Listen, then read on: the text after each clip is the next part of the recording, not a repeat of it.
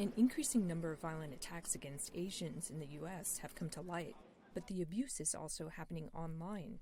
17% of Asian Americans reported experiencing severe online harassment, according to a January survey conducted by the Anti-Defamation League, a jump from 11% the previous year. When it comes to online harassment, 75% of Asian adults who experienced harassment said it was due to their race and ethnicity. And that's actually a slightly higher share than Black and Hispanic adults who also experienced online harassment. Sei Chung is editor-in-chief at Morning Consult, an online polling firm. The company surveyed 1,000 Asian adults in March and found that 29% had experienced online harassment, with 58% of incidents happening on social media. Chung says the impact of the harassment may be worse than what's been reported. So a lot of Asians, because they don't talk about mental health issues openly, suffer in silence. And what our data shows is that they're not alone. The online environment is our environment now, and that affects people. And if it's being said online, it needs to be taken seriously as it would offline.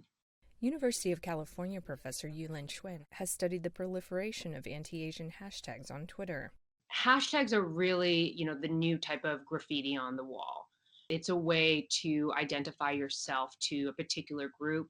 It's a way to find people with similar ideologies.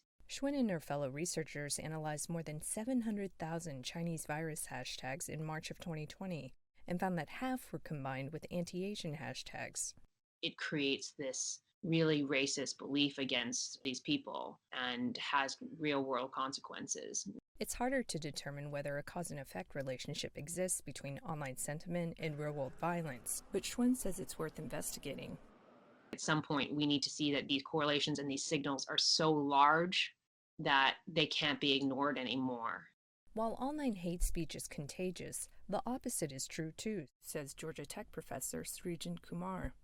If we can start spreading counter speech messages, if we can support, encourage, and express solidarity towards and defend Asian entities, then that essentially creates a cascade effect.